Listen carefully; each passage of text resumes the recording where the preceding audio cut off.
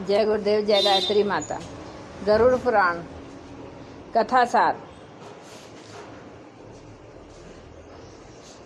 हे गरुड़ जी ने कहा कि हे प्रभु, सैपिंडन की विधि, सूतक का निर्णय, सैया दान तथा पददान की सामग्री व उनकी महिमा के संबंध में बताइए।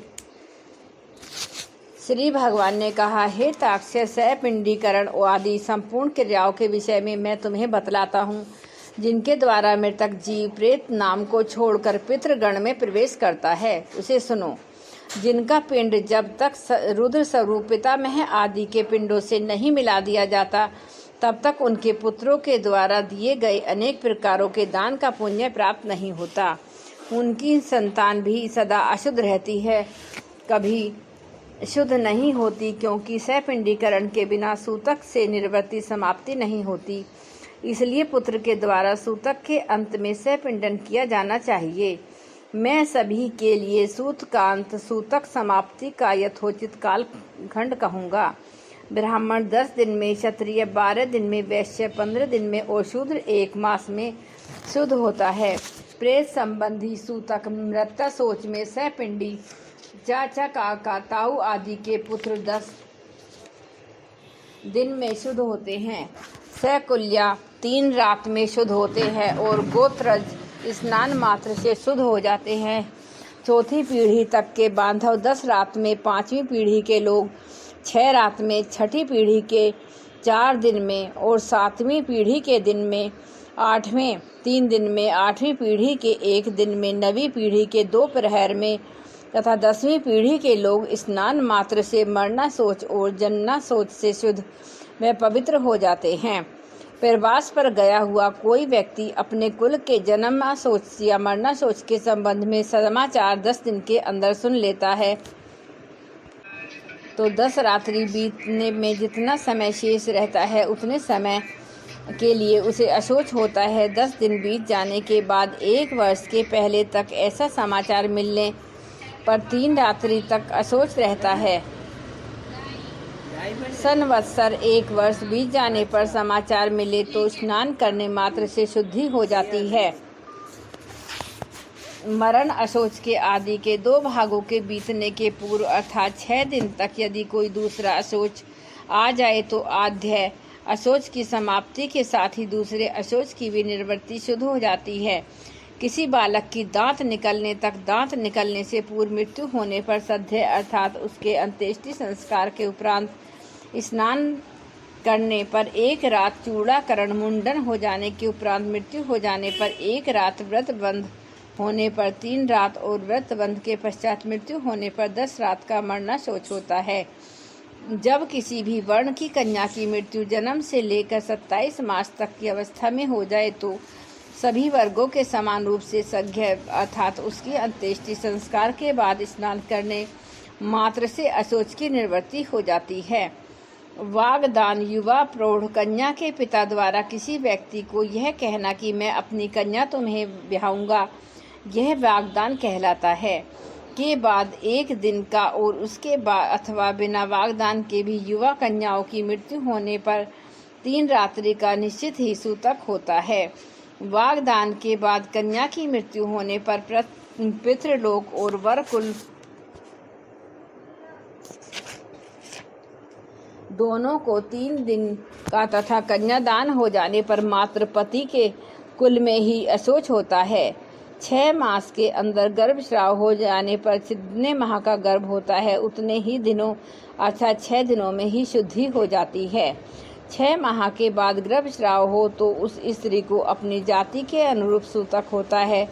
गर्भपात होने पर सैपिंड की सद्य स्नोत्तर शुद्धि हो जाती है। कलयुग में जनना शौच और मरना शौच से सभी वर्गों की 10 दिन में अशौच की शुद्धि हो जाती है, ऐसा शास्त्र वचन है।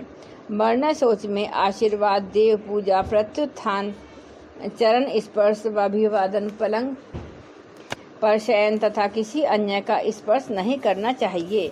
इसी प्रकार मरना शौच में संध्या, दान, जप, होम, स्वाध्याय, पितृतर्पण, ब्राह्मण भोजन एवं व्रत नहीं करना चाहिए। जो व्यक्ति सूतक में नित्य नैमित्तिक अथवा काम्य कर्म करता है, उसके द्वारा पहले किए गए नित्य नैमित्तिक आदि कर्म विनिष्ट हो जाते हैं।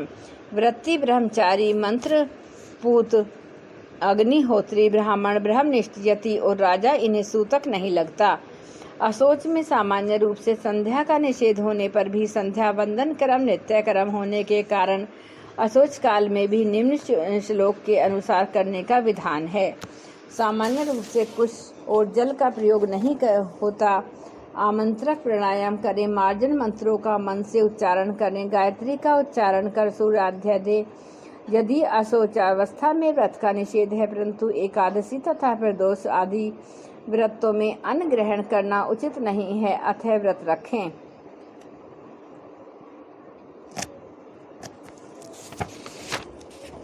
विवाह उत्सव तथा यज्ञ में मरण शोच हो जाने पर उस सूतक की प्रवृत्ति के पूर्व बनाया हुआ भोजन ग्रहण करने योग्य होता है, ऐसा भगवान मनु ने कहा है। सूतक न जानने के कारण जो व्यक्ति सूतक वाले घर से अन्न आदि कुछ ग्रहण करता है वह दोषी नहीं होता, किंतु याचक को देने वाला दाता दोष का भागी होता है।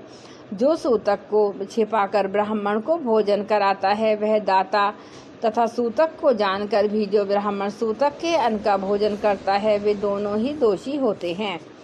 इसलिए सूतक से शुद्धि प्राप्त करने के लिए पिता का सपिंड श्राद्ध करना चाहिए, तभी वह मृतक पितृगणों के साथ पितृलोक में स्थान होता है। तत्वदर्शी ऋषि मुनियों ने 12वें दिन 3 पक्ष में 6 मास में अथवा 1 वर्ष पूर्ण होने पर सपिंडीकरण कहा है। हे ताक्षय, मैं तो शास्त्र धर्म के अनुसार चारों वर्णों के लिए 12वें दिन सपिंडीकरण करने के लिए कहता हूँ। इस कलयुग में धार्मिक भावनाओं के अनियमित होने से, मनुष्य की आयु क्षीण होने से और शरीर के अस्थिर व रुग्ण होने के कारण 12वें दिन ही सपिंडीकरण कर लेना उचित है। गृहस्थ के मरने पर व्रत बंध, उत्सव, व्रत उद्यापन तथा विवाह आदि धर्म कृत्य नहीं होते जब तक पिंड मेलन नहीं होता, अर्थात पितरों को पिंड अर्पित नहीं कर दिया जाता।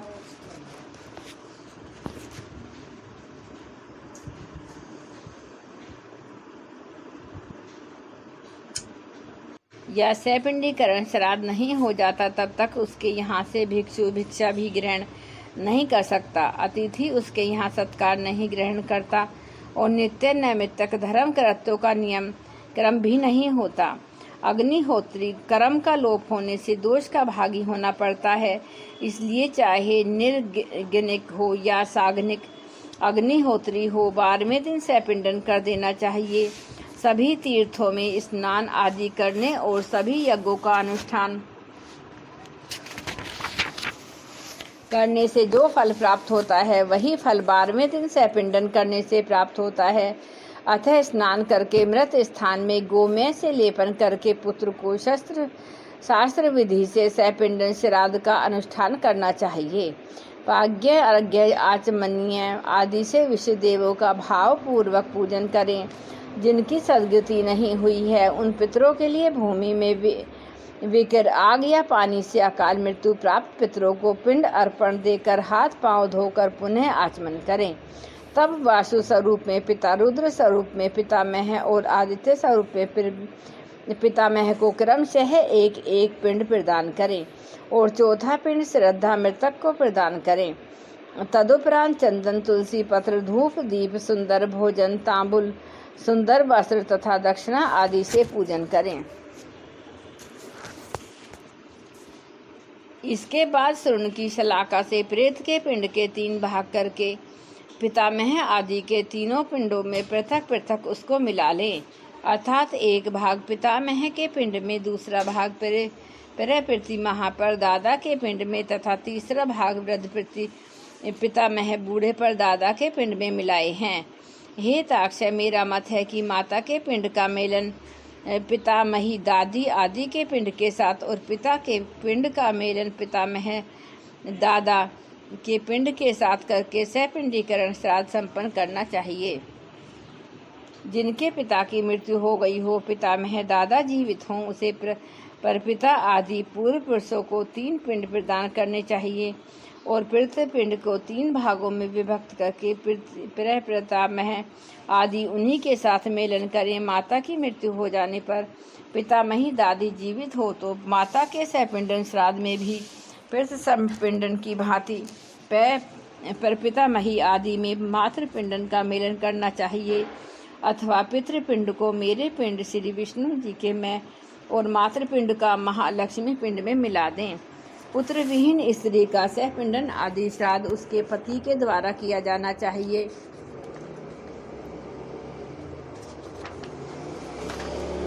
और उसका सहपिंडीकरण उसकी सास आदि के साथ होना चाहिए। हे एक मतानुसार विधवा स्त्री का सहपिंडीकरण और पति ससुर वृद्ध ससुर के साथ करना चाहिए। हे ताक्ष्य यह मेरा मत है, नहीं है। विधवा स्त्री का सहपिंडन पति के साथ होने योग्य है। हे कश्यप, यदि पति और पत्नी एक ही चिता पर आरूढ़ होकर अंत्येष्टि कर्म हुए हों तो तृण को बीच में रखकर ससुर आदि के पिंड के साथ स्त्री के पिंड का मेलन करना चाहिए। एक चिता पर माता पिता का दाह संस्कार किए जाने पर एक ही पुत्र पहले पिता के उद्देश्य से पिंड दान करके स्नान करे, इसके बाद अपनी सती माता का पिंड दान करके पुनः स्नान करे। यदि 10 दिन के अंतर्गत किसी सती ने अग्नि प्रवेश किया है तो उसका सय्यादान और सहपिंडन आदि कृत्य उसी दिन करे जिस दिन पति का किया है। हे गरुड़, सहपिंडीकरण करने के अनंतर पितरों का तर्पण करें। इस क्रिया में वेद मंत्रों से समन्वित शब्दाकार उच्चारण करें। इसके पश्चात अतिथि का भोजन कराएं और हंतकार प्रदान करें।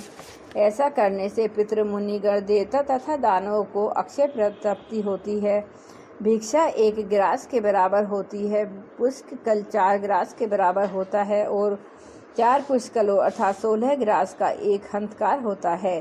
सहपिंडीकरण में ब्राह्मणों के चरणों की पूजा चंदन अक्षत से करनी चाहिए और पितरों की अक्षय तृप्ति के लिए ब्राह्मण को दान देना चाहिए। वर्ष भर जीवन निर्वाह करने योग्य घृत अन्न सुवर्ण रजत सुंदर व दुधारू गो अश्व गज रथ और भूमि का आचार्य को दान करना चाहिए। इसके बाद स्वस्ति वाचन पूर्वक मंत्रों से कुकुम अक्षत और नैवेद्य आदि के द्वारा ग्रहों द्वारा विनायक की पूजा करनी चाहिए। इसके बाद आचार्य मंत्रोच्चारण करते हुए यजमान का तिलक आदि से अभिषेक करें और हाथ में रक्षा सूत्र बांधकर मंत्र से पवित्र अक्षत प्रदान करें।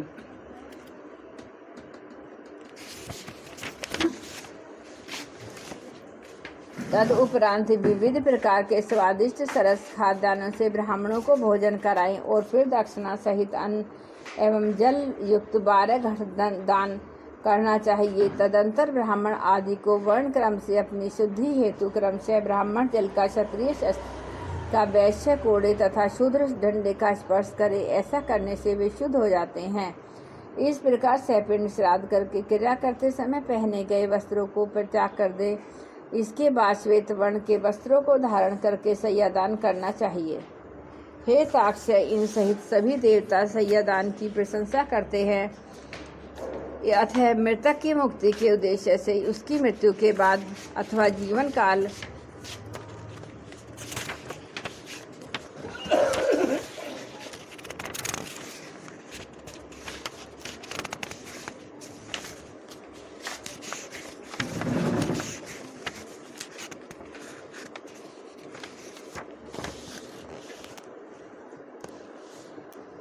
अथवा उसके जीवन काल में भी शैया प्रदान करें। शैया सुदृढ़ लकड़ी की सुंदर एवं विचित्र चित्रों से चित्रित सुदृढ़ रेशमी सूत्रों से बनी हुई, स्वर्ण पत्रों से अलंकृत हो, श्वेत रुई के गद्दे, सुंदर तकिए तथा शोभादायी चादर से युक्त हो एवं पुष्प गंध आदि द्रव्यों से सुगंधित हो। वह सुंदर बंधनों से भली भांति बंधी हुई हो और विशालतम हो, सुख प्रदान करने वाली हो। ऐसी शैया बनाकर आस्तरण युक्त कुश या चाचारी दरी चादर युक्त भूमि पर रखें। उस शैया के चारों ओर छाता चांदी का दीपालय, चवर, आसन और पात्र, श्रृंगार, झारी या कलश करके गहुआ दर्पण, 5 रंगों वाला चांदवा तथा शयन के लिए उपयोगी और सभी सामग्रियों को यथास्थान स्थापित करें। उस शैया के ऊपर सभी प्रकार के आभूषण, आयुध, वस्त्र से युक्त स्वर्ण की श्री लक्ष्मी नारायण की दिव्य मूर्ति स्थापन करें।